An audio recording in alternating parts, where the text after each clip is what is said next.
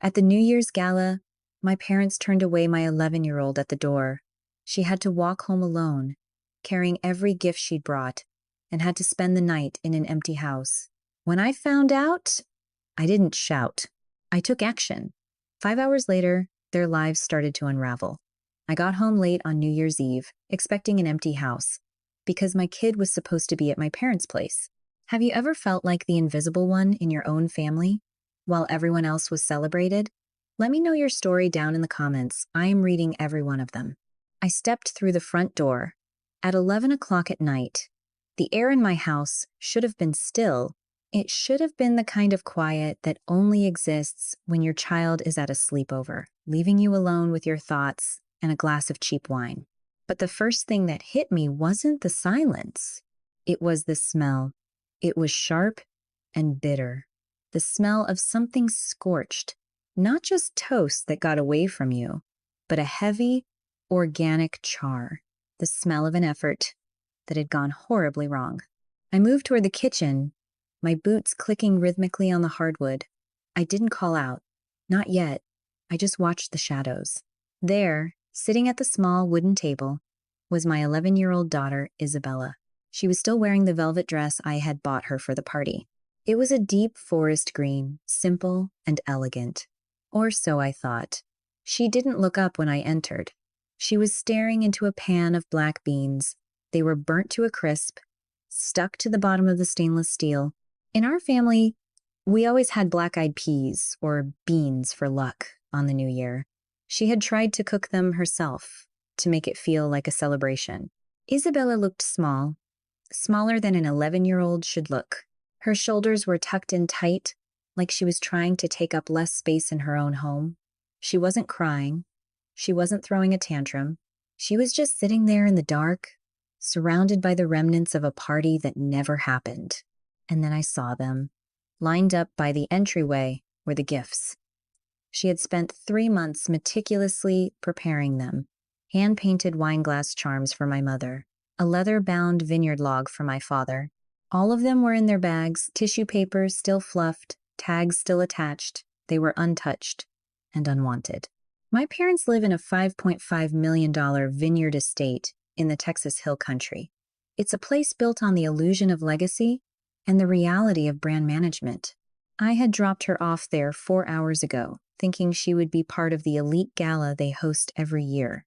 I thought she would finally get to see the world I grew up in, even if I had been the one to leave it. Instead, I was looking at a child who had been discarded like a misprinted label on a bad vintage. I walked over and put my hand on the stove, turning the burner off. The heat was still radiating. I pulled out a chair and sat down beside her. I didn't ask her why she was home. I didn't ask her why she was cooking alone in the dark. I just looked at her forest green dress, and then at the burnt pan. The anger didn't come as a shout. It didn't come as a hot flash. It was cold. It was clinical. It was the kind of clarity a surgeon feels before the first cut. I realized in that moment that I had been the silent investor in their version of a family for too long. My compassion had been a luxury they had overdrafted for years. And tonight, the account was officially closed. "Isabella," I said softly. My voice was steady. "Look at me." She turned her head slowly. Her eyes were wide, full of a quiet, devastating shame. She whispered the words that would eventually cost my parents everything. "They said there wasn't enough room, Mama. They said I didn't fit the brand." I pulled Isabella closer, her small frame trembling against my sweater. I didn't press her for details immediately. I just let her breathe.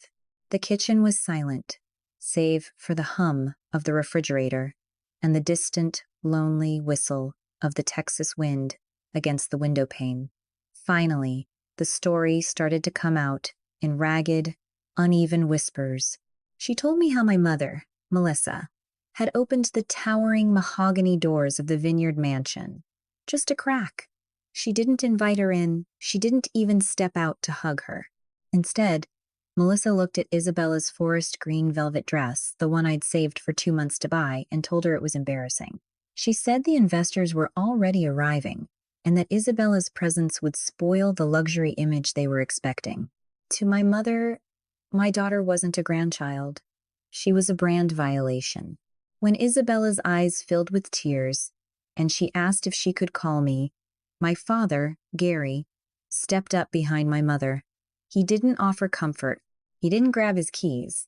He simply looked at his watch and said it was a full house and they didn't have enough chairs for people who didn't contribute to the family business.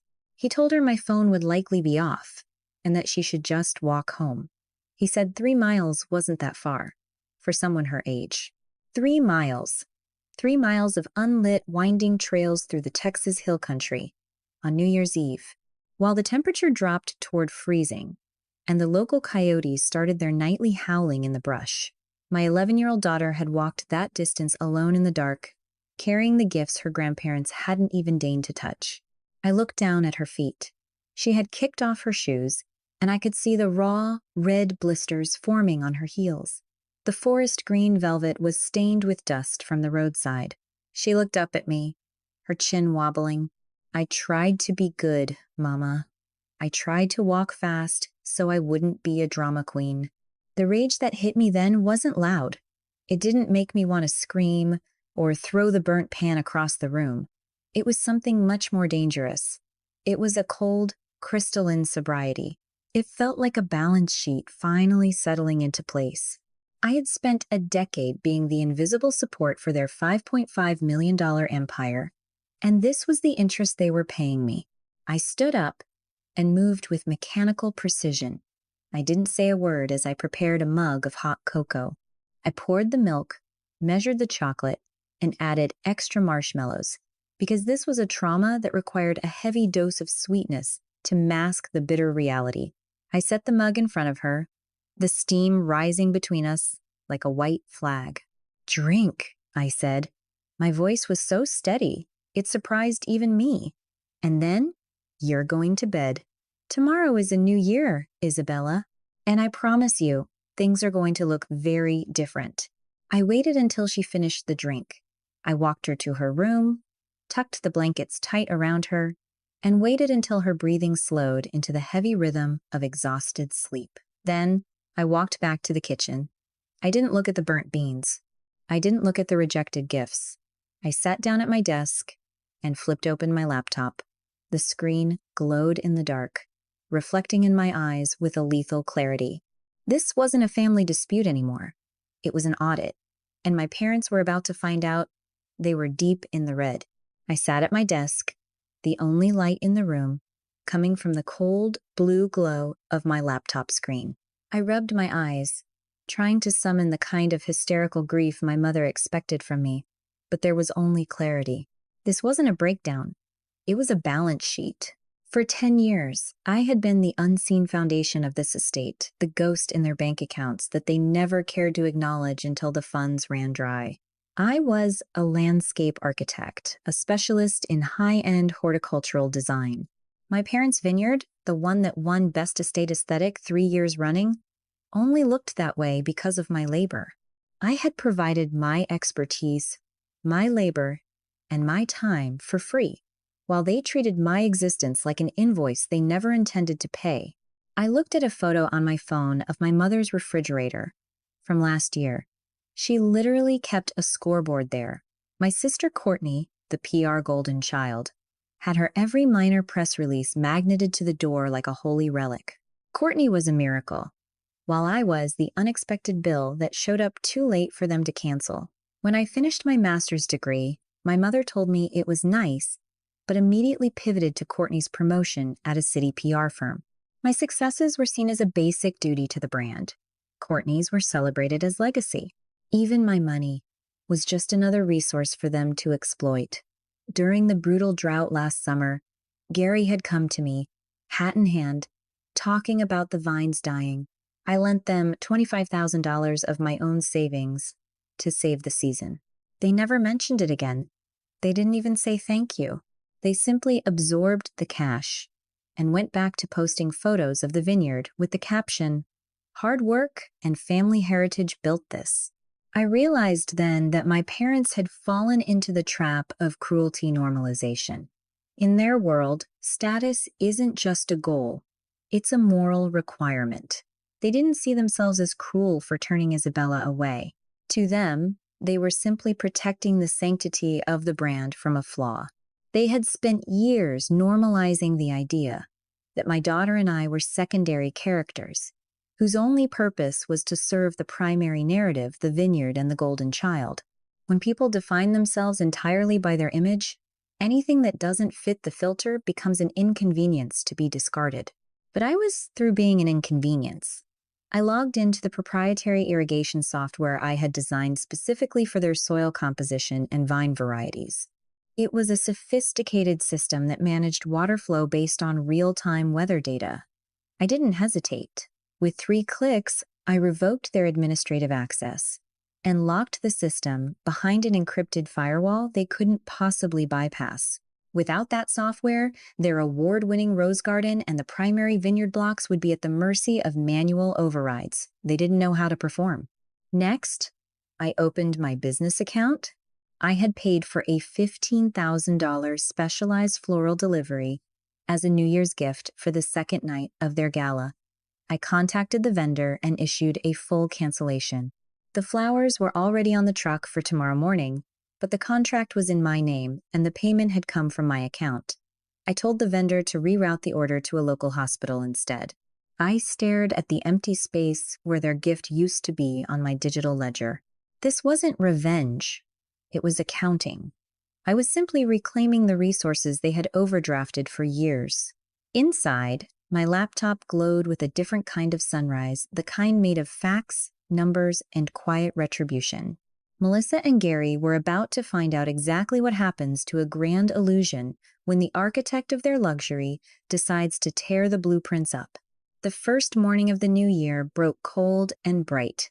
I hadn't slept. I had spent the hours before dawn watching the rising sun hit the frost on the Texas brush, my hands wrapped around a cold cup of coffee. The house was finally quiet, but my mind was a racing engine of facts and figures. The silence didn't last long. At 8 o'clock sharp, my phone didn't just ring, it screamed. I looked at the caller ID, Melissa. I let it vibrate against the granite countertop for 3 long cycles before I picked up. I didn't say, hello. I didn't have to. The voice on the other end was already at a fever pitch, a sharp, entitled shriek that echoed through my quiet kitchen. There was no mention of the 3-mile walk Isabella had taken in the freezing dark. There was no question about whether my daughter was warm, or safe, or if her spirit was still intact. Instead, my mother was screaming about the award-winning rose garden. She was hysterical because the custom irrigation software I had built, the one I had locked down at 2 in the morning, had shut off the supply to the prize-winning blocks. She called it a glitch. She called it an emergency. She told me I needed to fix it immediately, because the second night of the gala started in 4 hours, and the brand couldn't have wilting greenery. Then she moved on to the flowers. The $15,000 order of specialized vines and exotic blooms hadn't arrived at the mansion. She demanded to know where the vendor was. She said I was being irresponsible with her arrangements. I sat there in the silence of my own home, listening to her worry more about the hydration of a plant than the safety of her own grandchild. It was a clear, clinical confirmation of everything I had suspected. To Melissa, everything was a prop. Everything was a set piece in a play that she was the lead in. When I finally spoke, my voice was a flat line. I told her I hadn't seen a glitch. I told her I had simply revoked a subscription they had never paid for. There was a pause on the line, a heavy, confused silence, and then the gaslighting began. It was a well-practiced routine. She told me I was being oversensitive. She said turning Isabella away was actually a lesson for the child's own good. She claimed that by exposing Isabella to the standards of high society, they were helping her understand what it takes to belong. She actually said the words, "She was fine, Emily. She's a dramatic child, just like you." We were trying to teach her about expectations. The audacity of it was almost impressive. They had used a child's heart as a teaching tool for their own vanity. I looked at the group chat on my screen. Courtney, the golden child, had just hearted a message my father had sent about the unnecessary scene I was creating by being difficult with the vineyard's maintenance. Courtney didn't care about the truth. She cared about the PR. She was already spinning the narrative to our extended family, painting me as the bitter outsider trying to sabotage a landmark celebration. I didn't argue. I didn't try to explain the blisters on Isabella's feet or the smell of the burnt beans in my kitchen. You don't negotiate with parasites. You simply remove the host. I realized in that moment that they weren't a family. They were a collective that had been living off my talent and my silence for a decade. They were an illusion built on my labor, and I was officially done being the foundation for a house that had no room for my daughter. I hung up while she was still mid-sentence, complaining about the investors' impressions. I didn't feel a flicker of guilt. I felt a profound sense of lightness. I walked to Isabella's room and saw her still sleeping, her face finally peaceful. Then I grabbed my keys. It was time to visit the only person in the family Melissa and Gary were actually afraid of. It was time to see Great Aunt Patricia. I didn't head for the main mansion. I drove toward the far edge of the property, past the rows of frost-covered vines, to the original ranch house. This was where Great Aunt Patricia lived. At 82 years old, she was the real architect of this empire, the one who had built the soil before my parents ever learned how to market it. I found her in the sunroom, her wheelchair positioned by the massive window that overlooked the main gate. She didn't look surprised to see us. In fact, she looked like she had been waiting. Isabella sat at her feet, and for the first time since the 3-mile walk home, my daughter's breathing sounded regular. "I saw her, Emily," Patricia said, her voice like old parchment, dry and fragile, but holding 1,000 years of history. "I saw that child standing at the door with her gifts. I saw them close it." This was the silent regret of the watcher. Patricia looked at me with eyes that had seen 80 winters. She confessed that for years she had been a silent witness to the way Gary and Melissa operated. She had been torn, caught in that agonizing space between hoping her own flesh and blood would grow a conscience and the harsh reality of the people they had actually become. She told me she had treated her silence like a bad investment, hoping the market would turn. But seeing Isabella's face through the glass, as the light from the gala was shut out, that was her moral deadline. The account of her patience was not just empty, it was in default. "They think they own the dirt under their fingernails," Patricia muttered, pulling an old leather ledger from the side of her chair. "But they never read the fine print. I gave them space for family. I didn't give them a kingdom to rule." She handed me a folder. It wasn't a gift deed. It was a paperwork riddle my parents had been too arrogant to solve. The vineyard estate, the mansion, the brand, none of it was in Gary or Melissa's names. Patricia had placed everything into a living trust. My parents were merely tenants at will. With conditional residency, they had spent millions on an illusion of ownership, performing for a gallery they didn't even own. "Call my estate lawyer," Patricia commanded. The terms of their residency required them to maintain the legacy of the family. They used it to shrink a child instead. "I want the revocation papers drawn up before the sun sets on their gala. And I have the ring camera footage from the front gate," I added, looking at the lawyer. "Forcing an 11-year-old to walk 3 miles alone in freezing temperatures is a felony in this state. Child endangerment. If they try to fight the eviction, we hand that video to the district attorney immediately." I looked at the documents. I saw the loophole. I saw the ending. I realized that my parents hadn't just turned away a child. They had effectively locked themselves out of their own future. I dialed the number for the firm in Austin. As the line rang, I looked at the vineyard outside. The vines looked skeletal, dormant, waiting for a master who actually understood the cost of a harvest. I sat in the mahogany-paneled office of Marcus Patricia's attorney, watching him sift through a mountain of digital logs and bank statements. The air was thick with the scent of old paper and the sharp metallic tang of an impending disaster. Patricia sat beside me, her hands folded over her cane, as still as a statue. She wasn't just watching. She was waiting for the kill shot. Marcus adjusted his glasses and looked at me with a grim expression. He didn't start with the family drama. He started with the accounting. Courtney's high-flying public relations agency wasn't the industry miracle my mother bragged about. It was a black hole.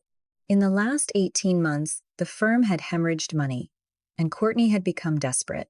Then he dropped the first anchor. He pulled up a document, a loan agreement, for $750,000.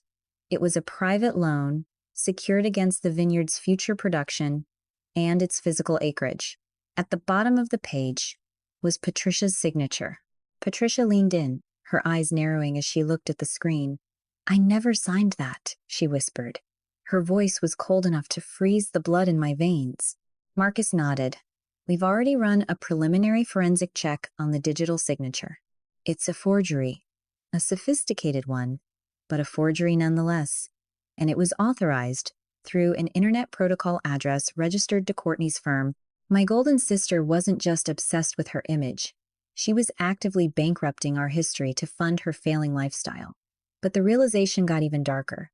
Marcus revealed that my parents, Melissa and Gary, weren't just innocent bystanders. They had known about the loan for months. They had been covering for her, using the vineyard's prestige to pacify the lenders, while Courtney scrambled to find new investors to plug the hole. And then, the piece that finally shattered the last remaining fragment of my heart. The New Year's Eve gala wasn't just a celebration for investors. It was a smokescreen. The group of polished, put-together people my mother had mentioned weren't just friends. They were bank auditors. Courtney had masqueraded them as event coordinators to keep them on the property while they assessed the vineyard's value. They hadn't turned Isabella away because of her forest green dress or a lack of chairs. They had turned her away because her presence might have led to questions. She was a liability. She was a reminder of a real family that didn't fit into the perfect brand they were selling to the people holding the debt. I looked at the number again. $750,000. My sister was a criminal, and my parents were her accomplices. They had sacrificed their granddaughter's heart to buy a few more hours of rich and successful acting. There was no path back from this. Redemption was a luxury they could no longer afford. I stood up, the chair scraping against the floor like a blade. "Do it," I told Marcus. "File the criminal report. And let's get the eviction ready. I'm through being the only one playing by the rules." I arrived at the main estate at 5 o'clock in the evening. The golden hour light was hitting the vines, making the entire valley look like a filtered advertisement for a life I no longer wanted any part of. I wasn't alone. 2 sheriff's deputies followed my car up the winding driveway, their cruisers a stark, utilitarian contrast to the fleet of luxury SUVs still parked near the tasting room. Melissa was the first to emerge. She was wearing a silk wrap dress that probably cost more than my first car, her face perfectly composed for the gallery until she saw the uniforms. She didn't look at me. She looked at the deputies with that sharp, "I pay taxes" glare. She started talking before I even closed my car door, her voice a practiced blend of irritation and false authority. She asked what the drama was for and told me I was making a scene in front of important people. I didn't answer. I reached into the back seat and helped Patricia into her wheelchair. The sight of the matriarch, the woman who actually built the dirt they were standing on, made Melissa's mouth click shut for exactly 3 seconds. Then the entitlement flooded back. She told Patricia she was too frail for this, and that she should be resting in the ranch house. We moved into the grand tasting room. Gary and Courtney were there, standing near a group of men in suits, the bank auditors, who were still playing the role of coordinators. I walked to the center of the room, my boots echoing on the reclaimed wood floors. I didn't feel a pulse of adrenaline or a flicker of hesitation. This was simply a closing statement. "The residency agreement is terminated," I said.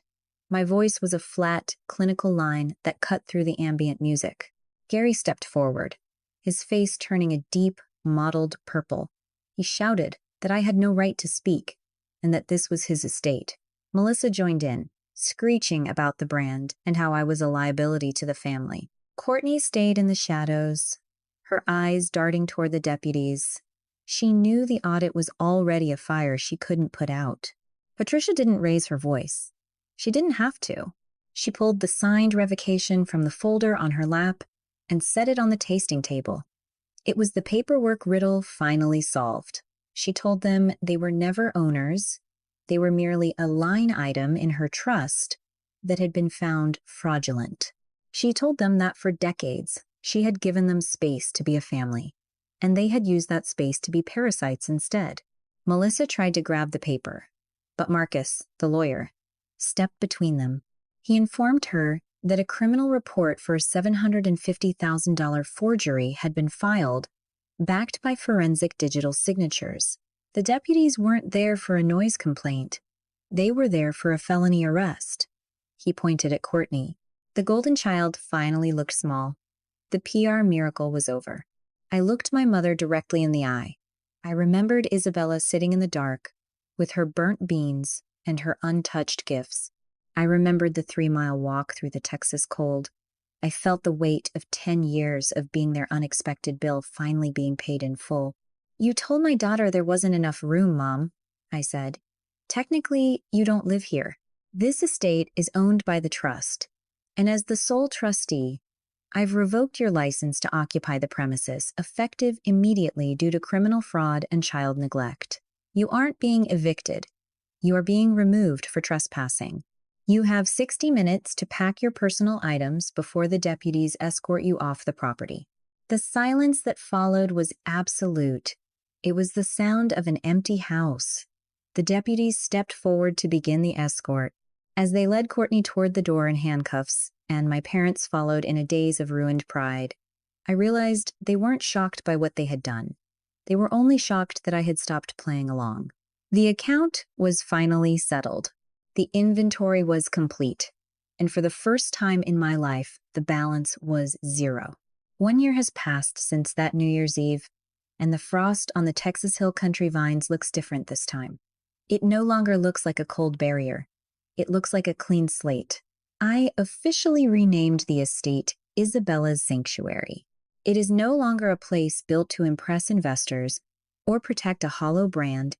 We transformed the grand tasting room into an open gallery for young artists, and the sprawling grounds are now used for community workshops and retreats for students who, like me, once were told their dreams had no market value. As a landscape architect, I finally got to design a space where every flower and every stone serves the people living here, not a filtered image on a social media feed. I watched Isabella from the porch this morning, and the sight of her is the only interest I ever needed on my life's work. She was sitting under one of the ancient live oaks, her canvas propped up on an easel, her hands stained with vibrant blues and deep, defiant forest greens. She isn't trying to take up less space anymore. She has expanded into her own skin. She paints with a boldness that used to be buried under the shame of being an unexpected bill. She is quiet, but it's a calm quiet, not the terrified silence of a child sitting in the dark over a pan of burnt beans. The legal resolution was as clinical and final as a closing audit. Courtney is currently serving a sentence for the $750,000 forgery and fraud she orchestrated against the trust. My parents lost their career, their standing, and the $5.5 million house they treated as a fortress of entitlement. Gary and Melissa are currently living in a cramped 2-bedroom rental on the outskirts of Austin, a place they once would have described as beneath them. They are learning what it feels like to live in an empty house, where the only thing on the menu is the bitter taste of their own choices. They still try to call occasionally, sending long, rambling emails about how family is everything and how they were just trying their best. I don't answer. I don't owe them an audience for their performance of remorse. Great Aunt Patricia moved in with us shortly after the eviction was finalized. We spent the spring making the house truly accessible, installing ramps, widening the doorways, and creating a suite for her on the main floor, where she can watch the sunset over the vines she planted decades ago. She is still sharp, still stubborn, and she often tells Isabella that a harvest is only as good as the heart of the person who tended the soil. To those of you listening who have always felt like the invisible one or the black sheep in your own family, this message is for you. To the ones who have been told there isn't enough room at the table, or that your value is determined by a scoreboard on a refrigerator door, please listen to me. Your worth is not a subscription that your parents get to cancel. You are not a burden. You are the architect of a life they aren't equipped to understand. Sometimes, being turned away at the door is the greatest gift the universe can give you. It is the first step toward realizing that you don't need their permission to be luminous. You don't have to keep playing a role in a story that was written to keep you small. I took action, and today, our house is full. There is plenty of space here for art, for laughter, and for a daughter who finally knows she deserves every inch of the world she stands on. If this story gave you the strength to set your own boundaries, share it. Subscribe for more stories of justice. Did I go too far? Or not far enough? Let's talk in the comments.